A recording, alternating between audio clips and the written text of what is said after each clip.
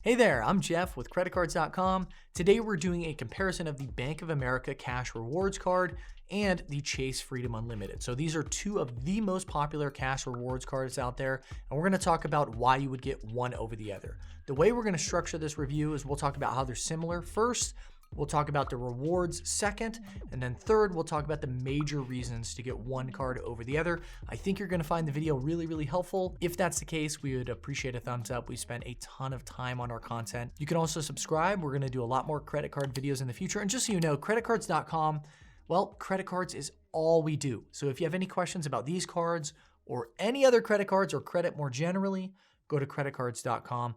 We even have a card match tool that can get you pre-qualified offers. I think it's really interesting. It's definitely worth trying out. So I'll link a bunch of resources for you down below in the description. And when it comes to these cards in particular, we have done full reviews and other comparisons with them. So I'll put those down below in the description. So there's a lot to look at down there as well. So all of that out of the way, let's talk about how the Bank of America Cash Rewards Card and the Chase Freedom Unlimited are similar. And I should say all of this information is accurate as of when we're posting this video. Things may change, which is why I have the resources for you down below in the description. So similarities. Number one, they are Visa credit cards. So they're accepted almost everywhere, although they do charge a 3% foreign transaction fee. If you find yourself traveling outside the US a lot, you may want to get a card that has 0% foreign transaction fees. I think we have a list actually of the best cards that charge no foreign transaction fees, and I'll try to put that down below in the description. The other thing is that these are multi-tier cash rewards cards, meaning they're not a flat rate card like the Citi Double Cash or the PayPal MasterCard. They have different rewards tiers, and they have some elevated earnings multiples that I think are really interesting to talk about. And these cards have a $0 annual fee. So they cost you $0 to hold every single year, year on year. Obviously, if you use them responsibly, I think that they can be a really interesting way to protect yourself when you're making purchases and maximize and earn some rewards.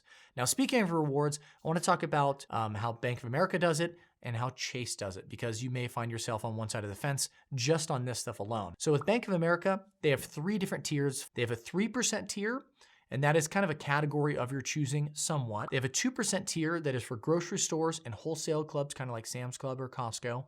And then they have a 1% tier that's all other purchases. Now, what's interesting about this card is that for that 3% tier, you can choose the category that you want to earn 3% in. And you can choose from gas stations, dining, travel, drugstores, home improvement, and here's the kicker, online shopping. Now, I personally have this card and I always keep that 3% tier for online shopping because there aren't many credit cards that allow you to earn 3% back across the board on online shopping at major retailers like, Amazon.com, Walmart.com, BestBuy.com, et cetera. If you're doing a lot of online shopping, I think the Bank of America Cash Rewards Card is going to be an amazing credit card for you. I've had this card, I want to say for like almost probably 10 years now, 7, 8, 9, 10 years, something like that. Been really happy with it. And I keep that 3% tier at online shopping only because it's such a rarity. Now for the 2% tier, grocery stores, wholesale clubs, that's actually a pretty nice earnings multiple. I do need to note though, the 3% tier and the 2% tier are tied together. So that's on up to $2,500 in combined spending per quarter.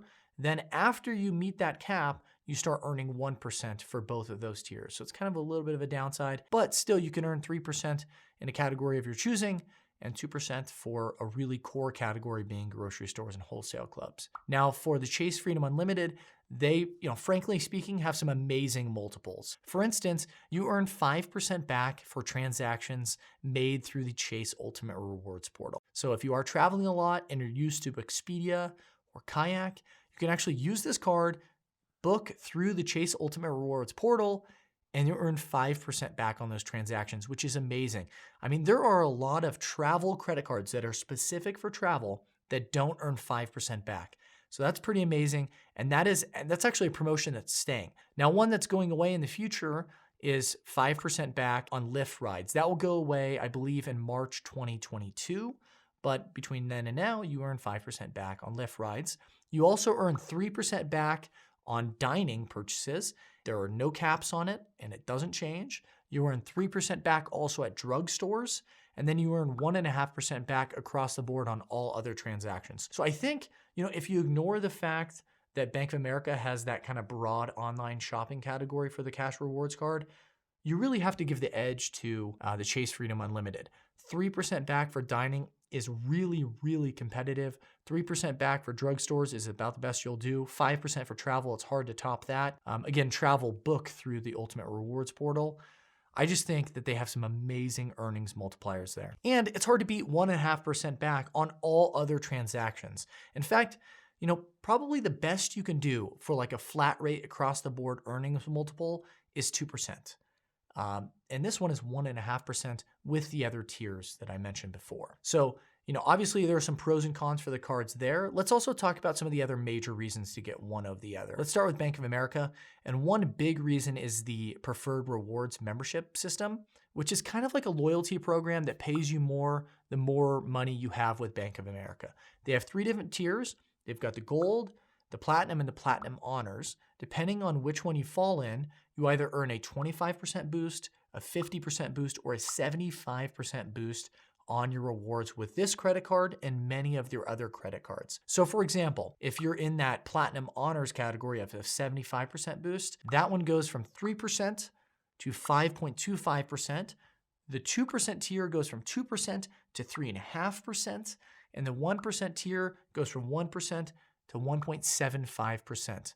So if you do qualify, not everybody will qualify for Preferred Rewards, but if you do have enough money with Bank of America, it can make their credit cards incredibly lucrative. I think a lot of people out there do not know about the system, and it can make their credit cards a lot more attractive to you. So definitely look into Preferred Rewards, see if you qualify, and maybe a reason to get a Bank of America credit card. The other thing is that even though I have a lot of good things to say about the Chase Freedom Unlimited, if you look at some of the categories in that 3% tier for the cash rewards card, you don't see those for the Chase Freedom Unlimited.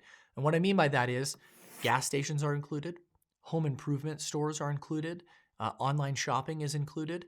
And so if you do a lot of spending for online shopping, or you spend a ton at Home Depot or Lowe's, or maybe your biggest expenditure is gas, that might be a reason to go with Bank of America because, frankly speaking, you would earn 1.5% on those purchases with the Chase Freedom Unlimited. And speaking of the Chase Freedom Unlimited, let's talk about some of the main reasons to get that over the cash rewards card. We already talked about rewards. One other thing is that as of now, I consider the intro bonus to be slightly more attractive. For the cash rewards card, last I checked, it was you spend $1,000 in the first 90 days with the card and you get $200 cash back. So it's a 20% return on spend. With the Chase Freedom Unlimited, you spend $500 on the card in the first 3 months and you earn $200 back, which is a 40% return on spend. Now, clearly, both of them are still $200 back, but you have a lower spending threshold with the Chase Freedom Unlimited. Now, another thing that I want to note with the Chase Freedom Unlimited is that it technically earns rewards points, ultimate rewards points from Chase. It doesn't actually earn straight cash back in a similar fashion to the Bank of America cash rewards card. In fact, you have multiple different redemption options, and there's some really interesting things you can do when you pair multiple Chase credit cards together.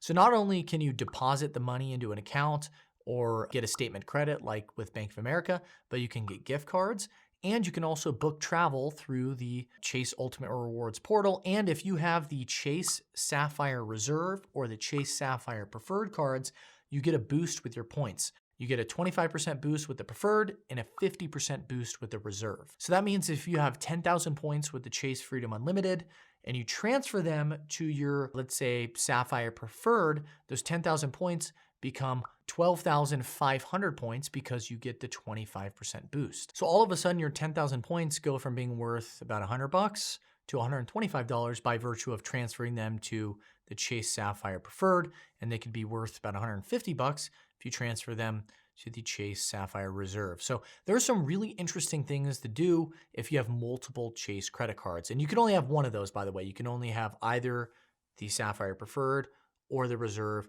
at any given point. But I just bring it up because if you are thinking about getting a travel card on top of one of these cash rewards card, you technically are getting a pretty big boost if you end up going with Chase and you kind of do things correctly with either the Sapphire, Preferred, or Reserve. Keep in mind that you'll only get that boost if you transfer your points to one of those 2 credit cards and you book travel via Chase's Ultimate Rewards portal. That's how you get the boost. Transfer them and use those points to book travel via that portal. But that's about it with these 2 credit cards. Like anything, it just depends on your particular situation, your spending habits, your preferences. I can't tell you what to do. All I can say is you can actually get them both. You get one, you use it smartly, you can get the other one, you can use it smartly, and there are some really nice combos of both credit cards. If you can only get one, I would say your decision comes down to which categories you do your most spending in. If you're spending a ton on dining out, or you're spending a lot at drugstores for some reason, or your biggest category is just other, then maybe the Chase Freedom Unlimited makes a lot of sense.